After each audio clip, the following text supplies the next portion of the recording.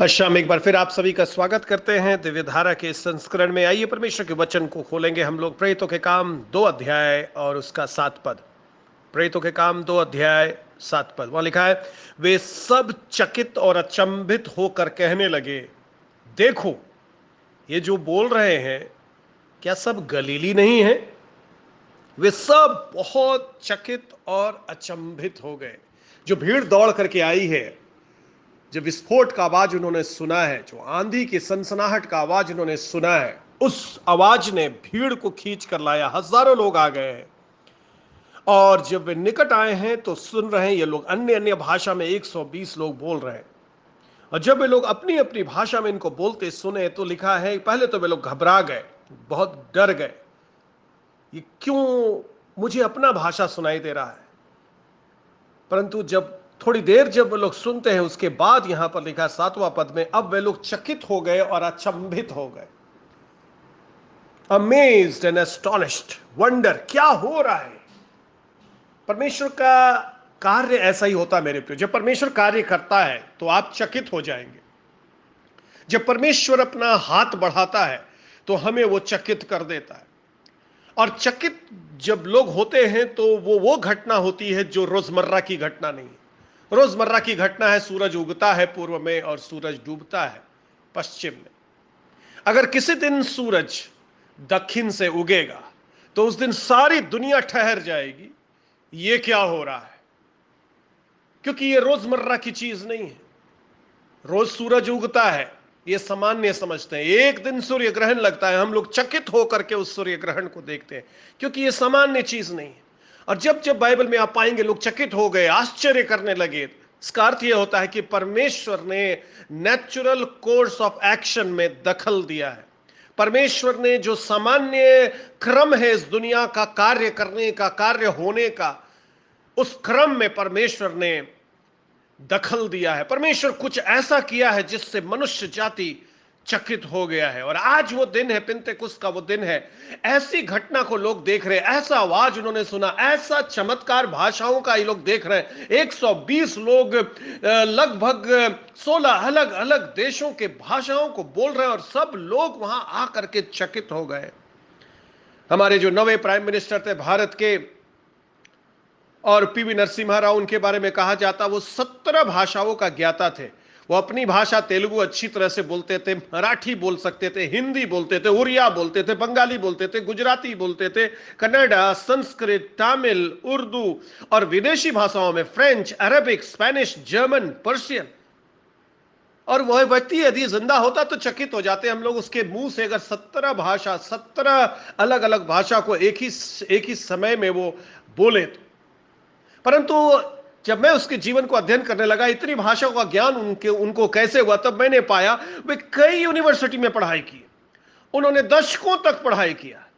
उनको अपने वहां के लोग तेलुगु भाषा में बृहस्पति बोलते थे। बृहस्पति मतलब वाइज मैन, ये बहुत ही ज्ञानी व्यक्ति है। कहां कहां इन्होंने पढ़ाई किया? Osmania university Hyderabad, Nagpur university, Pune university, Bombay university, और इतने सारे यूनिवर्सिटी में पढ़ाई करने के बाद 17 भाषा का ज्ञान उनको हो पाया। पर ये जो गलीली लोग हैं, ये लोग कभी कॉलेज नहीं गए, कभी स्कूल नहीं गए, केवल अपनी भाषा जानते हैं। और आज एक परमेश्वर अद्भुत कार्य कर रहा है। ये लोग लगभग 16 अलग अलग भाषा वहां सुनाई दे रहा है।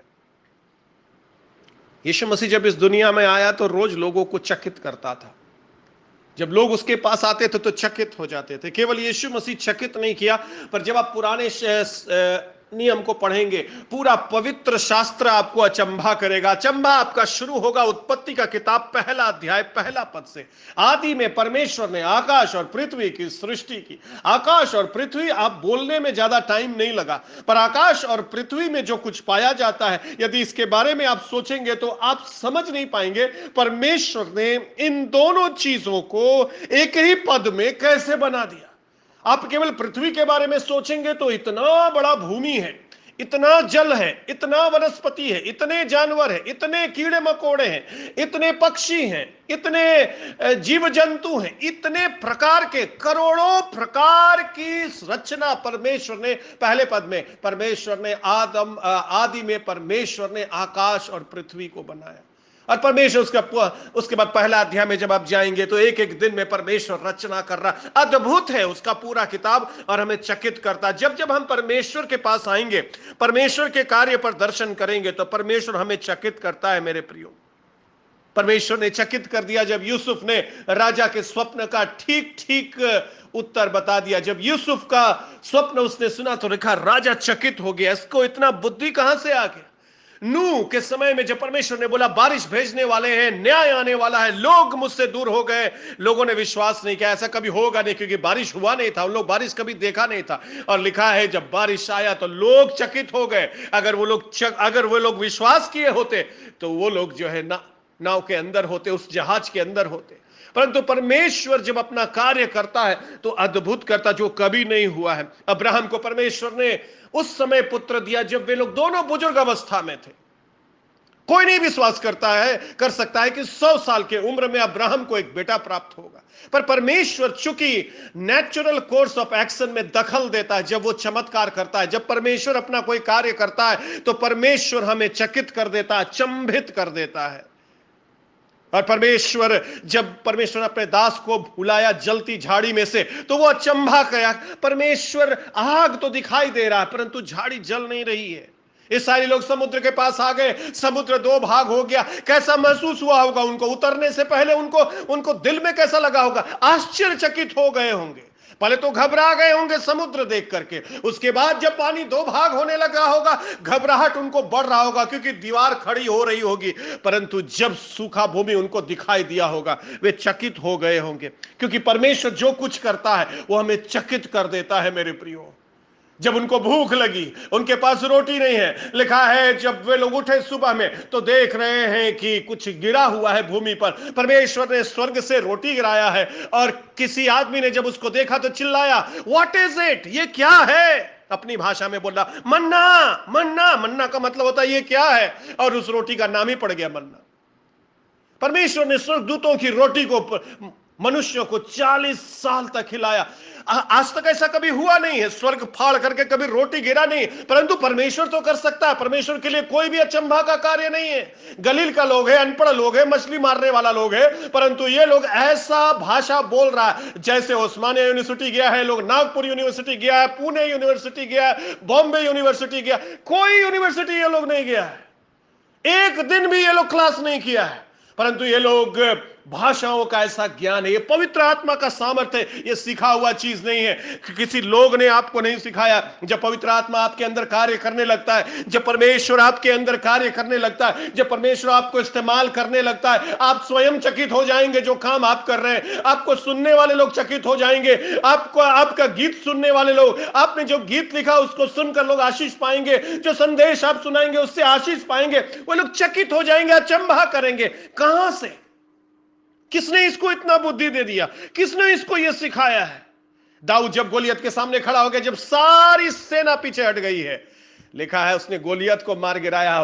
क्या सोचते हैं, सारी सेना वहां अचंभा की होगी, चकित हो गई होगी। पूरा इज़राइल गुण गा रहा है, पूरा इज़राइल दाऊद दाऊद दाऊद चिल्ला रहा। अरे दाऊद ने नहीं मारा है, दाऊद को मालूम है मैं सेनाओं के यहोवा के नाम से आया हूं, सेनाओं का यहोवा मारा, ये परमेश्वर ने कार्य किया। ये छोटा सा लड़का भेड़ बकरी चराने वाला गोलियत को क्या मारेगा। परंतु परमेश्वर जब हमारे नेचुरल कोर्स ऑफ एक्शन में, जो स्वाभाविक संसार चलती है, उसमें जब परमेश्वर अपना हाथ दे देता है मेरे प्रियो, तो आप गोलियत को मार गिराएंगे। दुष्टात्मा हो सकता है आपके सामने खड़ी हो, आपके घर में हो, डराती हो, बीमारी हो सकता है आपके सामने हो, पर मैं आपको कहना चाहता हूं मेरा परमेश्वर नेचुरल कोर्स ऑफ एक्शन में दखल देता है। जो स्वाभाविक प्रक्रिया है उसमें वो दखल देता है। लोग बोलते हैं ये बीमारी, ये दवाई आपको 3 साल खाना होगा तभी यह बीमारी ठीक होगी। मैं आपको बताना चाहता हूं परमेश्वर स्वाभाविक प्रक्रिया में दखल दे करके आपकी बीमारी को एक क्षण में वो ठीक कर सकता है। दानियल जब उसके राजा ने उसको सिंह के मान में डलवा दिया, वो सोचा होगा ये सिंह तो दानियल जैसे ही फेंका जाएगा इसको चीर करके खा डालेंगे, परंतु उस रात भर लिखा राजा करवट बदलता रहा, तड़के ही वो उठा और गया और बोलता है दानियल दानियल क्या तुम्हारा परमेश्वर तुमको बचाया है? दानियल ने कहा मेरा परमेश्वर मुझको बचाया है। आश्चर्यजनक है, क्या सिंह के मुंह को कोई बंद कर सकता है? हां, मेरा परमेश्वर स्वाभाविक प्रक्रिया में दखल देने वाला परमेश्वर है। आपके परिवार के लिए हो सकता है पिछली पीढ़ी से श्राप चला आ रहा है, आप शायद पीछे मुड़ करके देखेंगे मेरे परिवार में यह समस्या मेरे दादाजी से मेरे पिताजी से चल रही है और ये मेरे अगली पीढ़ी पर जाएगी। पर मैं आज आपको बता रहा हूं, यदि आप विश्वास करेंगे दानियल का परमेश्वर, अब्राहम का परमेश्वर, ओ दाऊद का परमेश्वर, इन 120 लोगों का परमेश्वर जो अन्य भाषा बोल रहे हैं, आपके स्वाभाविक प्रक्रिया और आपके इतिहास में दखल देने जा रहा है। और जब वो दखल देगा आप चकित हो जाएंगे, और केवल आप चकित नहीं होंगे, सारे लोग जो आपको देखेंगे वो चकित हो जाएंगे। 12 साल का यीशु मसीह मंदिर में पहुंच गया और वो उपदेशकों से लिखा है, उपदेशकों से वो वाद विवाद कर रहा, उनको समझा रहा है। और वहां पर लिखा है लूका 2:47 में कि वे लोग बहुत चकित हो गए इसका उत्तर सुन करके। 12 साल का लड़का, ये 60 साल 70 साल 80 साल वाले उपदेश देने वाले लोग, डॉक्टरेट किया हुआ लोग, पीएचडी किया हुआ लोग, ये लोग कोई छोटा लोग नहीं है। ये लोग यरूशलेम के मंदिर में उपदेश देने वाला लोग है। ये लोग सारा धर्म विज्ञान पढ़ा हुआ है, इनके घर में मोटी मोटी किताबें हैं और इन्होंने दशकों तक पढ़ाई की है, तब ये उपदेश देते हैं। पर ये कौन लड़का आया है जो केवल 12 साल का है, कोई यूनिवर्सिटी नहीं गया है, इसके मुंह से ओ ऐसे उपदेश निकल रहे हैं कि ये लोग चकित हो रहा है। परमेश्वर आपके जीवन में भी, आपके मुंह में भी, आपके अंदर ऐसे सामर्थ को भरने जा रहा है जो ज्ञानवान को आप लज्जित कर देंगे। उसके वचन में लिखा है, मैंने मूर्खों को चुना है ताकि ज्ञानवानों को लज्जित करें, मैंने कमजोरों को चुना है ताकि सामर्थवान लोगों को लज्जित कर दें। परमेश्वर ऐसे ही काम करता है, सामान्य प्रक्रिया में वो दखल देने वाला परमेश्वर है। आपके जीवन में आज शाम वो दखल देना चाहता है, आज आपको वो चकित करना चाहता है, आपके द्वारा से लोगों को वो चकित करना चाहता है। यीशु सारा जीवन काल लोगों को चकित करता रहा। मरकुस रचित सुसमाचार, मेरे साथ यदि आपके पास बाइबल है तो निकालिए उसका पहला अध्याय। मरकुस रचित सुसमाचार उसका पहला अध्याय, वहां पर लिखा है 22 पद में, लोग यीशु के उपदेश को सुनकर चकित हुए। क्या हो गए? चकित हो गए। क्या सुन करके?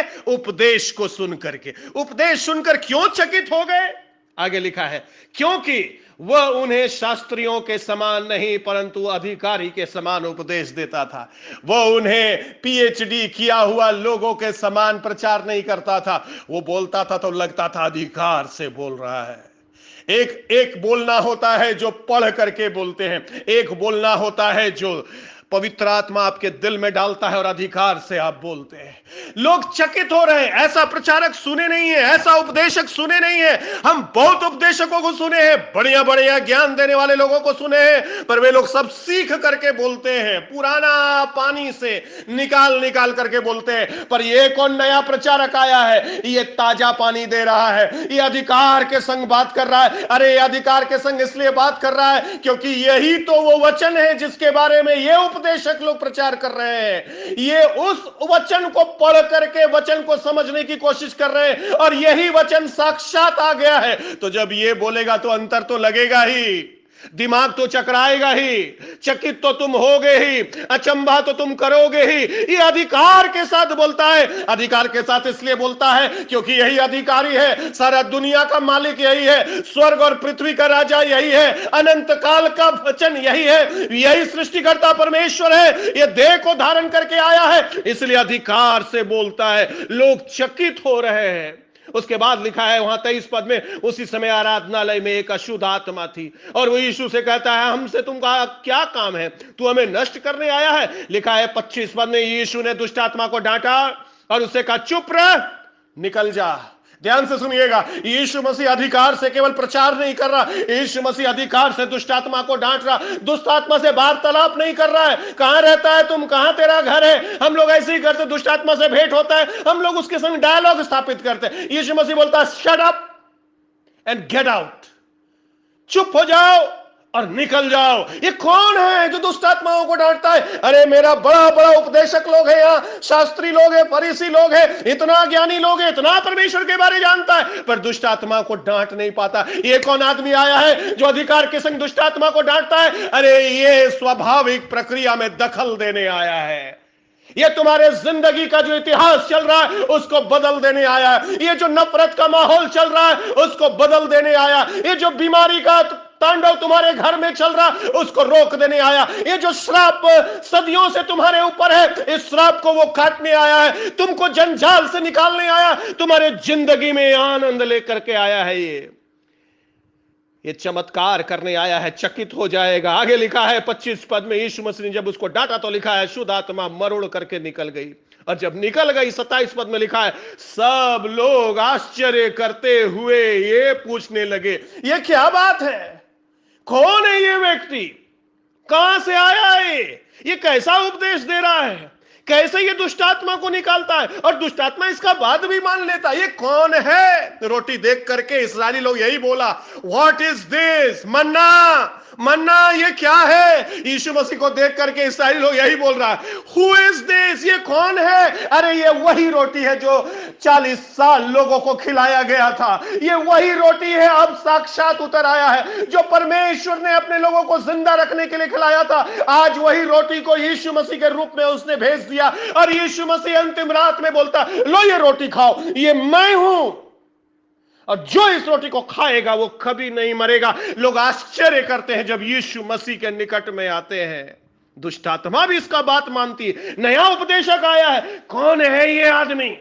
कौन है ये व्यक्ति? माथा चकरा गया इनका, इनको बुद्धि नहीं सूझ रहा है क्या क्या हो रहा है। ये हमारे स्वाभाविक प्रक्रिया को बदल देने के लिए आया है। ये हमारे जीवन में एक ठहराव लाने आया है। जिस पाप में आप और हम बढ़ रहे थे, जब यीशु मसीह मुझे मिल गया, जिस रात यीशु मसीह मुझे मिला 1997 में, परमेश्वर ने मेरे जिंदगी को बदल दिया। परमेश्वर ने मेरे जिंदगी को उल्टा पुल्टा कर दिया। जक्कई से जब यीशु मसीह मिल गया, ओ लालची आदमी दान देने वाला बन गया। क्या हो रहा है? ये जो जीवन भर लूटा है आज लुटा रहा है। यीशु मिल गया है, क्योंकि यह स्वाभाविक स्वभाव को, स्वाभाविक प्रक्रिया को उलट देता है। अरे ये व्यक्ति तो छीनता था, अब ये बांट रहा है। पौलुस को लोग देख रहा है और देख रहा, अरे ये तो लोगों को पीटता था, घसीटता था, आज लोग इसको घसीट रहे हैं और पीट रहे हैं। क्या अंतर आया है?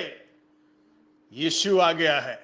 जब यीशु हमारे जीवन में दखल देता है, मेरे प्रियो, खुशी मनाइएगा, क्योंकि वो चकित करने आया है, वो अचंभा करने आया है। और लोग हमें देख करके चकित हो जाएंगे, लोग हमें देख करके चकित हो जाएंगे। वो दुष्ट आत्मा से भरा हुआ व्यक्ति जो कब्रिस्तान में रहता था, जिसको जंजीर से बांधा जाता था, जब यीशु मसीह वहां पहुंच गया, उस स्वाभाविक जो बीमारी था, वो दुष्ट आत्मा जिसको लोग सोचे जीवन भर इसके संग रहेगा, उस कहानी को उसने बदल दिया। और जब लोग आए तो लोग चकित हो गए, कैसे ये छुटकारा पाया है।